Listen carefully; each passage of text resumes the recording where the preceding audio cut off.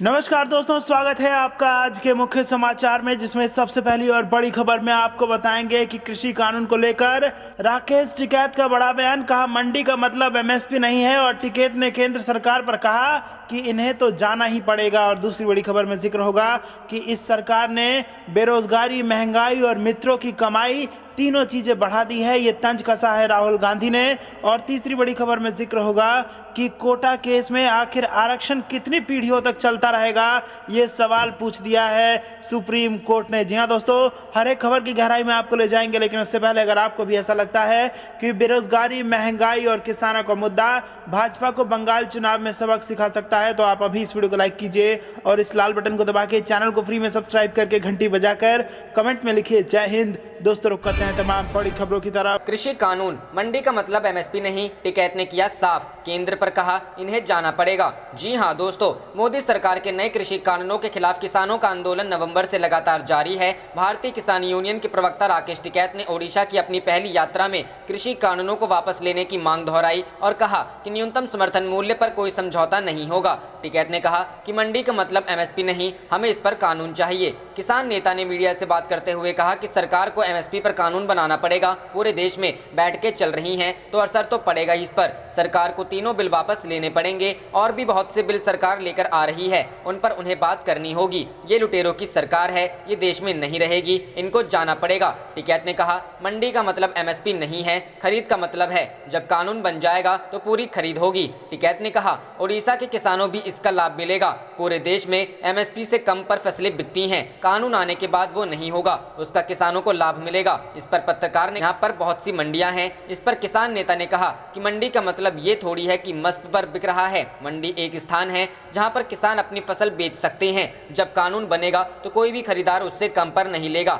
टिकैत ने ओडिशा में सत्तारूढ़ बीजेपी सरकार से आग्रह किया कि वह कृषि कानूनों को वापस लेने के लिए किसानों का समर्थन करे। टिकैत ने देश भर के किसानों के मुद्दों पर प्रकाश डाला और कहा कि केंद्र द्वारा पेश किए गए कृषि कानून काले कानून हैं और इन्हें जल्द से जल्द वापस लेने की आवश्यकता है। टिकैत ने कहा मैं ओडिशा के प्रत्येक किसान को धन्यवाद, इन्होंने दिल्ली में चल रहे हमारे आंदोलन में भाग लिया, यह एक बड़ा प्रभाव डालता है। टिकैत ने कहा कि किसी भी परिस्थिति में विरोध करने वाले किसान एमएसपी के साथ समझौता नहीं करेंगे। रुख करते हैं अगली खबर की तरफ। इस सरकार ने क्या बढ़ाया? बेरोजगारी, महंगाई और मित्रों की कमाई, केंद्र पर राहुल गांधी का वार। जी हां दोस्तों, कांग्रेस के पूर्व अध्यक्ष राहुल गांधी ने केंद्र की मोदी सरकार को महंगाई और बेरोजगारी के मुद्दे पर घेरा है। उन्होंने ट्वीट कर निशाना साधा है कि मोदी सरकार के कार्यकाल में महंगाई और बेरोजगारी बढ़ी है। उन्होंने ट्वीट करते हुए लिखा है इस सरकार ने क्या बढ़ाया? बेरोजगारी, महंगाई, गरीबी और सिर्फ मित्रों की कमाई। उन्होंने ट्वीट के साथ एक अखबार के आंकड़े भी साझे किए हैं। इसमें कहा गया है कि कोविड से पहले 9.9 करोड़ लोग मध्यम आय वर्ग का हिस्सा थे, जिनकी संख्या घटकर 6.6 करोड़ रह गई है। साथ ही आंकड़ों में यह भी बताया गया है कि 2011 से 2019 के बीच 5.7 करोड़ लोग निम्न आय वर्ग से निकलकर मध्यम आय वर्ग का हिस्सा बने थे। रोजाना 150 रुपए या उससे कम कमाने वालों की संख्या 7.5 करोड़ जा पहुंची है। राहुल गांधी अक्सर सोशल मीडिया के जरिए मोदी सरकार पर निशाना साधते रहते हैं। इससे पहले भी राहुल गांधी मोदी सरकार पर निशाना साधते हुए कृषि कानून और कई अन्य मसलों पर ट्वीट कर चुके हैं। राहुल गांधी ने असम दौरे से पहले मोदी सरकार पर निशाना साधते हुए ट्वीट किया है। असम में होने वाले विधानसभा चुनाव को लेकर राहुल गांधी आज असम में होंगे। वहीं पीएम मोदी की भी असम में जनसभा है। राहुल गांधी आज तिनसुकिया में आईओसी रिफाइनरी कर्मचारियों के साथ बातचीत करेंगे। इसके साथ ही जोरहाट और विश्वनाथ में राहुल गांधी की 2 जनसभाएं होनी है। वहीं प्रधानमंत्री नरेंद्र मोदी छबुआ में चुनावी रैलियों को संबोधित करेंगे। रुख करते हैं अगली खबर की तरफ। कोटा केस, आखिर आरक्षण कितनी पीढ़ियों तक चलता रहेगा? सुप्रीम कोर्ट ने पूछा। जी हां दोस्तों, सुप्रीम कोर्ट ने शुक्रवार को मराठा कोटा मामले की सुनवाई के दौरान पूछा कि कितनी पीढ़ियों तक नौकरियों और शिक्षा में आरक्षण चलता रहेगा। सुप्रीम कोर्ट ने 50% की सीमा हटाए जाने की स्थिति में पैदा होने वाली असमानता को लेकर भी चिंता प्रकट की। महाराष्ट्र पर मराठा आरक्षण लागू किए जाने के लिए राजनीतिक दबाव है। इसके लिए सरकार की तरफ से वरिष्ठ वकील मुकुल रोहतगी पैरवी कर रहे हैं। रोहतगी ने जस्टिस अशोक भूषण की अध्यक्षता वाली 5 न्यायाधीशों की संविधान पीठ से कहा कि कोटा की सीमा तय करने पर मंडल मामले में सुप्रीम कोर्ट के फैसले पर बदली हुई परिस्थितियों में फिर से विचार करने की आवश्यकता है। रोहतगी ने मंडल मामले में फैसले के विभिन्न पहलुओं का हवाला दिया। उन्होंने कहा कि कोर्ट को बदली हुई परिस्थितियों के मद्देनजर आरक्षण कोटा तय करने की जिम्मेदारी राज्यों पर छोड़ देनी चाहिए और मंडल मामले से संबंधित फैसला 1931 की जनगणना पर आधारित था। रोहतगी ने कहा कि मंडल फैसले पर पुनर्विचार करने की कई वजह हैं जो 1931 की जनगणना पर आधारित था। साथ ही आबादी कई गुना बढ़ाकर 135 करोड़ पहुंच गई है। इस पर पीठ ने कहा कि देश की आजादी के 70 साल गुजर चुके हैं और राज्य सरकारें कई सारे कल्याणकारी योजनाएं चला रही हैं, तो क्या मान लिया जाए कितने सालों में कोई विकास नहीं हुआ, कोई पिछड़ी जाति आगे नहीं बढ़ी है। कोर्ट ने कहा कि मंडल से जुड़े फैसले की समीक्षा करने पर जो लोग पिछड़ेपन से जो बाहर निकल चुके हैं उन्हें आरक्षण के दायरे से बाहर किया जाना चाहिए। मुकुल रोहतगी ने कहा कि आर्थिक रूप से कमजोर तबके के लोगों को 10% आरक्षण देने का केंद्र सरकार का फैसला भी 50% ही की सीमा का उल्लंघन करता है। इस पर justice L Nageswara Rao, justice S Abdul Nazeer, justice Hemant Gupta और जस्टिस रविंद्र भट्ट की पीठ ने कहा अगर 50% की सीमा या कोई सीमा नहीं रहती है जैसा कि आपने सुझाया है तब समानता की क्या अवधारणा रह जाएगी। पीठ ने कहा आखिरकार हमें इससे निपटना होगा। इस पर आपका क्या कहना है? इससे पैदा होने वाली असमानता के बारे में क्या कहना चाहेंगे? आप कितनी पीढ़ियों तक इसे जारी रखेंगे? बता दें कि शीर्ष न्यायालय बॉम्बे हाईकोर्ट के उस फैसले को चुनौती देने वाली याचिकाओं पर सुनवाई कर रहा है जिसमें राज्य के शैक्षणिक संस्थानों में दाखिले और सरकारी नौकरियों में मराठा समुदाय को आरक्षण देने को कायम रखा। रुख करते हैं अगली खबर की तरफ। कोरोना की दूसरी लहर की आशंका के मद्देनजर लापरवाही की इजाजत नहीं होगी, गहलोत। जी हां दोस्तों, राजस्थान के मुख्यमंत्री अशोक गहलोत ने वैश्विक महामारी कोरोना की दूसरी लहर की आशंका के मद्देनजर सावधानी बरतने की जरूरत बताते हुए कहा है कि इसमें किसी भी व्यक्ति को लापरवाही की इजाजत नहीं होगी। गहलोत ने शुक्रवार रात को मुख्यमंत्री निवास पर वीडियो कॉन्फ्रेंस के जरिए धर्मगुरुओं, जनप्रतिनिधियों, राजनीतिक दलों के प्रतिनिधियों एवं गैर सरकारी संगठनों के प्रतिनिधियों के साथ संवाद में यह बात कही। उन्होंने कहा कि प्रदेश में मास्क पहनने की अनिवार्यता का कानून लागू है, सभी लोग इसकी पालना आवश्यक रूप से करें। अगर लोग लापरवाही करेंगे तो सरकार और भी सख्त कदम उठाएगी। उन्होंने कहा कि कोरोना की जीती हुई जंग हम हार नहीं जाएं, इसके लिए जरूरी है कोरोना की शुरुआत के समय जो सतर्कता, सजगता हमने बरती उसे निरंतर बरकरार रखें। उन्होंने कहा कि कोरोना की दूसरी लहर के कारण कई शहरों में तो फिर से लॉकडाउन लगाना पड़ा है। प्रदेश में ऐसी स्थिति नहीं बने और जीवन रक्षा के साथ हमारी आजीविका सुचारू रूप से चलती रहे, इसके लिए जरूरी है कि हम सोशल डिस्टेंसिंग, मास्क पहने, हाथ धोने जैसे कोविड अनुशासन की आवश्यक रूप से पालना सुनिश्चित करें। उल्लेखनीय है कि राज्य में कोरोना के मामले फिर बढ़ने लगे हैं और शुक्रवार को 400 से अधिक नए मामले सामने आए। इससे अब तक कोरोना मरीजों की संख्या बढ़कर 3,24,503 पहुंच गई। हालांकि इनमें 3,18,586 मरीज स्वस्थ होने से प्रदेश में केवल 5,917 सक्रिय मरीज हैं। राज्य में अब तक कोरोना से 2,796 लोगों की मौत हो चुकी। रुख करते हैं अगली खबर की तरफ। क्या केंद्र के ऐतराज के बावजूद दिल्ली में शुरू होगी राशन की डोर स्टेप डिलीवरी? केजरीवाल ने आज बुलाई समीक्षा बैठक। जी हां दोस्तों, केंद्र सरकार के ऐतराज के बावजूद क्या दिल्ली में राशन की डोर स्टेप डिलीवरी योजना शुरू हो सकती है? इसको लेकर संशय भी बरकरार है। दिल्ली के मुख्यमंत्री अरविंद केजरीवाल ने मुख्यमंत्री घर घर राशन योजना के तहत राशन की डोर स्टेप डिलीवरी योजना की समीक्षा के लिए शनिवार को एक बैठक बुलाई है। बैठक में दिल्ली के खाद्य और आपूर्ति मंत्री भी उपस्थित रहेंगे। केंद्र सरकार ने शुक्रवार को दिल्ली सरकार की योजना पर रोक लगा दी थी, जिसे 25 मार्च को लॉन्च किया जाना था। जानकारी के अनुसार दिल्ली के मुख्यमंत्री अरविंद केजरीवाल द्वारा घर घर राशन पहुंचाने की योजना शुरू करने से 5 दिन पहले ही गतिरोध उत्पन्न हो गया है। केंद्र ने शुक्रवार को दिल्ली सरकार से योजना लागू नहीं करने को कहा, क्योंकि राष्ट्रीय खाद्य सुरक्षा कानून के तहत सब्सिडी के आधार पर जारी खाद्यान्न का इसके लिए इस्तेमाल करने की अनुमति नहीं है। इस पर प्रतिक्रिया देते हुए आम आदमी पार्टी ने कहा कि केंद्र सरकार क्यों राशन माफिया को खत्म करने के खिलाफ है और योजना को लागू करने से महज कुछ दिन पहले केंद्र के फैसले को दुर्भाग्यपूर्ण करार दिया। मुख्यमंत्री अरविंद केजरीवाल 25 मार्च को सीमापुर इलाके में 100 घरों तक राशन पहुंचाकर इस योजना की शुरुआती करने वाले थे। रुख करते हैं अगली खबर की तरफ। राकेश टिकैत का केंद्र पर हमला, बोले ये लुटेरों की सरकार है, इनको जाना पड़ेगा। जी हां दोस्तों, नए कृषि कानूनों और एमएसपी को लेकर किसान संगठनों और केंद्र सरकार के बीच जारी खींचतान अभी थमती नजर नहीं आ रही है। किसान नेता अब देश भर में घूम घूम कर किसानों को नए कृषि कानूनों के खिलाफ एकजुट करने में जुटे हुए हैं। इसी क्रम में शुक्रवार को भुवनेश्वर पहुंचे भारतीय किसान यूनियन के प्रवक्ता राकेश टिकैत ने कहा कि सरकार को न्यूनतम समर्थन मूल्य पर कानून बनाना पड़ेगा और तीनों कृषि कानून वापस लेना पड़ेंगे। टिकैत ने कहा कि केंद्र सरकार बहुत से नए बिल लेकर आ रही है, उन पर सरकार को बात करनी होगी। ये लुटेरों की सरकार है, ये देश में नहीं रहेगी, इनको जाना पड़ेगा। किसान नेता ने कहा कि एमएसपी किसानों का हक है जिसे वो लेकर रहेंगे। अपना हक पाने के लिए देश भर के किसानों को एक साथ आना होगा और इसके लिए सरकार पर दबाव बनाना होगा। टिकैत ने कहा कि जब तक कृषि कानूनों को वापस नहीं लिया जाता तब तक किसान आंदोलन जारी रहेगा। न्यूनतम समर्थन मूल्य के लिए कानून की मांग करते हुए उन्होंने कहा कि जब एमएसपी पर कानून बनेगा तभी किसानों का भला होगा। बीते माह टिकैत ने हरियाणा के सोनीपत में हुई एक किसान महापंचायत में केंद्रीय कृषि मंत्री नरेंद्र सिंह तोमर के एक बयान पर पलटवार करते हुए कहा था कि जब लोग जमा होते हैं तो सरकारें बदल जाती हैं। टिकैत ने उन्हें चेताया था कि अगर 3 नए कृषि कानूनों को रद्द नहीं किया गया तो सरकार का सत्ता में रहना मुश्किल हो जाएगा। केंद्रीय कृषि मंत्री तोमर ने मध्य प्रदेश के ग्वालियर में कहा था कि केंद्र सरकार ने कृषि कानूनों के खिलाफ प्रदर्शन कर रहे किसानों से बात करने को तैयार है, लेकिन महज भीड़ जमा हो जाने से कानून रद्द नहीं होंगे। गौरतलब है कि केंद्र के 3 नए कृषि कानूनों को लेकर गतिरोध अब भी बरकरार है। कानूनों को रद्द कराने पर अड़े किसान इस मुद्दे पर सरकार के साथ आर पार की लड़ाई का ऐलान कर चुके हैं। किसानों के संगठन संयुक्त किसान मोर्चा ने 26 मार्च को भारत बंद का आह्वान किया है। 26 मार्च को केंद्र के नए कृषि कानूनों के खिलाफ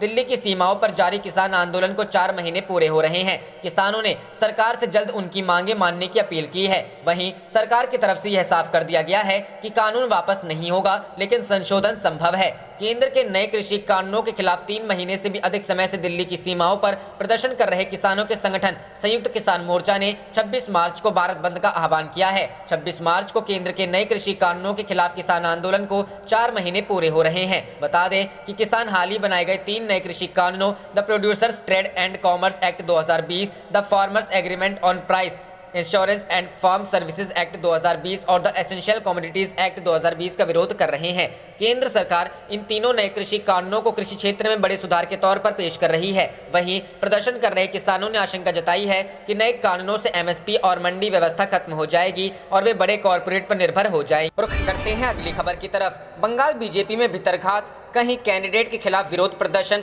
तोड़फोड़ तो कहीं प्रत्याशी ने लौटाए टिकट। जी हां दोस्तों, पश्चिम बंगाल विधानसभा चुनावों में राज्य की सत्ताधारी तृणमूल कांग्रेस के लिए केंद्र की सत्ताधारी पार्टी बीजेपी बड़ी चुनौती बनकर उभरी है, लेकिन बीजेपी के अंदर खाने ही भीतरघात का खेल चल रहा है। कई क्षेत्रीय नेता और कार्यकर्ता ऐसे हैं जो टिकट बंटवारे से नाराज हैं और पार्टी द्वारा उतारे गए कैंडिडेट का खुलकर विरोध कर रहे हैं। हालात ऐसे रहे कि कार्यकर्ताओं के भारी विरोध के बाद बीजेपी को अलीपुर द्वार से अपना उम्मीदवार बदलना पड़ा है। बीजेपी ने यहां से प्रख्यात अर्थशास्त्री अशोक लाहिड़ी को उतारा था, लेकिन उनके नाम का ऐलान होते ही पार्टी कार्यकर्ताओं और स्थानीय नेताओं ने विरोध प्रदर्शन करना शुरू कर दिया। उग्र लोगों ने तोड़फोड़ भी की। बीजेपी के जिलाध्यक्ष ने तक यह कह दिया कि वो लाहिड़ी को नहीं जानते। इसके बाद लाहिड़ी की जगह जिला महासचिव कांजीलाल को टिकट दिया गया। बीजेपी ने गुरुवार को पश्चिम बंगाल विधानसभा चुनाव के लिए 148 उम्मीदवारों की नई सूची जारी की थी। इसमें दूसरे दलों से आए करीब 20 लोगों को टिकट दिया गया है। पार्टी के कई क्षेत्रों के कार्यकर्ता दूसरे दलों से आए नेताओं को टिकट बंटवारे में महत्व मिलने से नाराज हैं और अनेक स्थानों पर प्रदर्शन भी कर रहे हैं।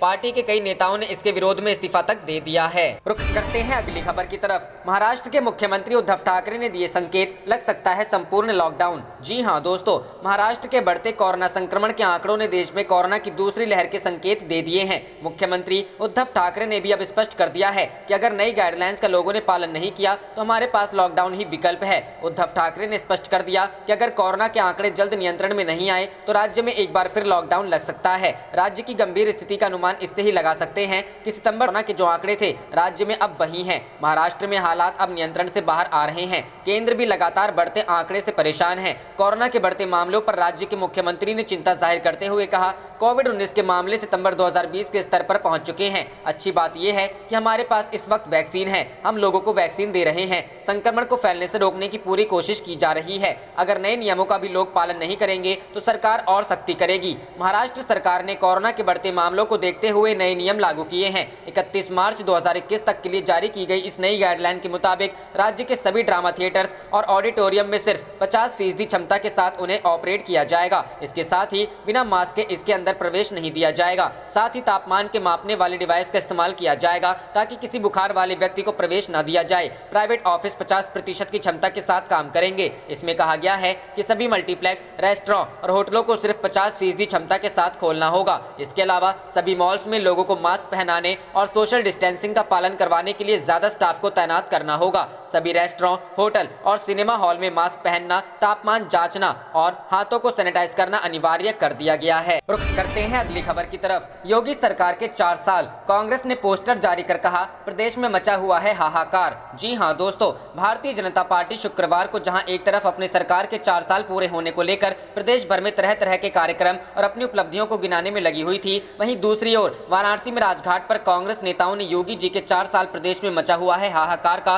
पोस्टर जारी किया और उसे जगह जगह पर चस्पा भी किया। कांग्रेस पार्टी के वरिष्ठ नेता पूर्व विधायक अजय राय ने कहा कि प्रदेश की जनता अपराध, महंगाई, भ्रष्टाचार, गुंडागर्दी से ग्रस्त है। योगी आदित्यनाथ के मुख्यमंत्री का पद संभालने को आज 4 साल हो रहे हैं और प्रदेश की जनता के बीच योगी राज में हाहाकार मचा हुआ है। इस दौरान मुख्य रूप से महानगर अध्यक्ष राघवेंद्र चौबे और जिला अध्यक्ष राजेश्वर पटेल समेत अन्य कांग्रेसी नेता मौजूद थे।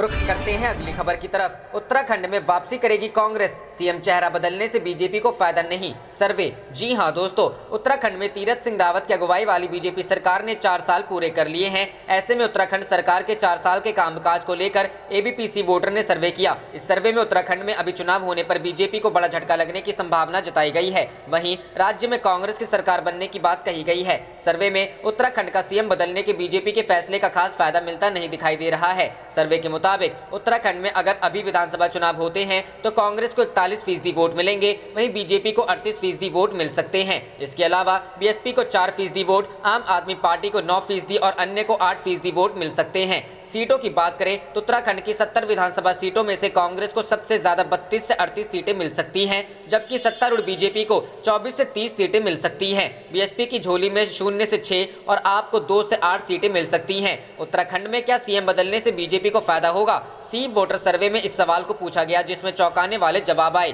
35% लोगों का कहना है कि हाँ, सीएम बदलने से बीजेपी को फायदा हो सकता है, जबकि 47% लोगों का कहना है कि इससे कोई फायदा नहीं होगा। रुख करते हैं अगली खबर की तरफ। मार्च में लगेगा लॉकडाउन, 24 घंटे में आए 40,000 केस, महाराष्ट्र में फूटा कोरोना बम। जी हां दोस्तों, देश में कोरोना के लगभग 40,000 नए केस आने के बाद चिंता बढ़ गई है। सबसे ज्यादा केस महाराष्ट्र के सामने आए हैं, जहां कई इलाकों में लॉकडाउन लगाया गया है। देश में इतने ज्यादा केस एक बार फिर आने के बाद लोगों के मन में अब सवाल उठ रहा है कि क्या इस साल भी मार्च के महीने में लॉकडाउन लगाया जाएगा। यदि आपको याद हो तो पिछले साल 23 मार्च को जनता कर्फ्यू लगाने के बाद में मोदी सरकार ने पूर्ण लॉकडाउन लगा दिया था। यहाँ चर्चा कर दें कि भारत में एक दिन में कोरोना के 39,726 नए मामले सामने आए, जो इस साल एक दिन में संक्रमित मरीजों की सर्वाधिक संख्या है। देश में इस वैश्विक महामारी के मामलों की संख्या 1,15,14,331 पर पहुंच गई है। केंद्रीय स्वास्थ्य मंत्रालय के द्वारा जारी आंकड़ों के अनुसार कोरोना वायरस के मामलों में लगातार 9वें दिन वृद्धि हुई है। देश में अब भी 2,71,282 मरीज इलाज करा रहे हैं, जो संक्रमण के कुल मामलों का 2.36% है, जबकि इस बीमारी से ठीक होने वाले लोगों की संख्या 96.26% रह गई है। आज सुबह 8 बजे तक जारी आंकड़ों के अनुसार एक दिन में आए 39,726 मरीजों की संख्या 110 दिनों में सबसे अधिक है, जबकि 154 लोगों की मौत होने से मृतक संख्या बढ़कर 1,59,370 हो गई है। इससे पहले 29 नवंबर को 24 घंटों में संक्रमण के 41,810 नए मामले सामने आए थे। आंकड़ों के मुताबिक इस बीमारी से ठीक होने वाले लोगों की संख्या बढ़कर 1,10,83,679 हो गई है, जबकि मृत्यु दर 1.38% हो गई है। भारत में कोरोना के मामले 7 अगस्त को 20 लाख का आंकड़ा पार कर गए थे। इसके बाद संक्रमण के मामले 23 अगस्त को 30 लाख, 5 सितंबर को 40 लाख और 16 सितंबर को 50 लाख से पार चले गए थे। वैश्विक महामारी के मामले 28 सितंबर को 60 लाख, 11 अक्टूबर को 70 लाख, 29 अक्टूबर को 80 लाख, 20 नवंबर को 90 लाख और 19 दिसंबर को 1 करोड़ का आंकड़ा पार कर गए थे। भारतीय आयुर्विज्ञान अनुसंधान परिषद के मुताबिक 18 मार्च तक 23,13,70,546 नमूनों की जांच की जा चुकी है, जिन 154 और लोगों की मौत हुई है। उनमें से 58 की महाराष्ट्र, 32 की पंजाब और 15 की मौत केरल में हुई है। देश में इस वैश्विक महामारी से अब तक कुल 1,59,370 लोगों की मौत हुई है। इनमें 53,138 लोगों की मौत महाराष्ट्र, 12,573 की तमिलनाडु, 12,415 की कर्नाटक, 10,949 की दिल्ली, 10,300 की पश्चिम बंगाल, 8,753 की उत्तर प्रदेश और 7,186 लोगों की मौत आंध्र प्रदेश में हुई। स्वास्थ्य मंत्रालय ने बताया कि जिन लोगों की मौत हुई उनमें से 70% से अधिक लोगों को अन्य बीमारियां भी थी। मंत्रालय ने कहा कि हमारे आंकड़ों का भारतीय आयुर्विज्ञान अनुसंधान परिषद के आंकड़ों से मिलान किया। रुख करते हैं अगली खबर की तरफ। बंगाल में बीजेपी वर्सेस बीजेपी, बाहरियों को टिकट मिलने पर शहर शहर कार्यकर्ताओं का बवाल। जी हां दोस्तों, पश्चिम बंगाल में भारतीय जनता पार्टी सत्ताधारी दल तृणमूल कांग्रेस के लिए सबसे बड़े चैलेंजर के रूप में उभरी है। बीजेपी इस चुनाव में अपनी पूरी ताकत लगा रही है, लेकिन इस मिशन में उसे अब बड़ी मुश्किल का सामना करना पड़ रहा है, क्योंकि टिकट बंटवारे को लेकर भाजपा में ही सबसे बड़ा दंगल शुरू हो गया है। बाहरी लोगों या स्टार्स को चुनाव का टिकट मिलने को लेकर बीजेपी के कार्यकर्ता नाराज हैं और बंगाल के कई शहरों में प्रदर्शन कर रहे हैं। बंगाल की अलीपुरद्वार विधानसभा सीट पर बीजेपी ने इकोनॉमिस्ट अशोक लाहिरी को चुनावी मैदान में उतारा था, लेकिन टिकट के ऐलान के बाद यहां बीजेपी कार्यकर्ताओं का गुस्सा फूटा और उन्होंने स्थानीय कार्यालय के बाहर प्रदर्शन किया। यहां तक कि बीजेपी के जिलाध्यक्ष ने भी कहा कि वो उम्मीदवार को नहीं जानते हैं। इसी के बाद बीजेपी ने अपना उम्मीदवार बदला और जिला महासचिव सुमन कांजीलाल को टिकट दिया गया। ऐसा ही कुछ जगता दल और जलपाईगुड़ी सदर इलाके में हुआ, जहां बीजेपी के टिकट जारी होने के बाद जब पता चला कि टीएमसी से आए हुए नेताओं को मैदान में उतारा गया है, तब बीजेपी कार्यकर्ताओं ने तोड़फोड़ शुरू कर दी। जगता दल में बीजेपी ने अरिंदम भट्टाचार्य को टिकट दिया, लेकिन कार्यकर्ताओं ने विरोध शुरू कर दिया। ऐसा ही जलपाईगुड़ी में हुआ, जहां नाराज कार्यकर्ताओं ने पार्टी दफ्तर में ही तोड़फोड़ कर दी। मालदा के हरिश्चंद्रपुर में तो बीजेपी कार्यकर्ताओं ने पार्टी कार्यालय में ही तोड़फोड़ कर दी। यहां से बीजेपी ने मातियूर रहमान के नाम की घोषणा की है। मातियूर रहमान ने कुछ दिन पहले ही बीजेपी ज्वाइन की है। आप देख रहे थे आपका अपना चैनल जय हिंद जय भारत।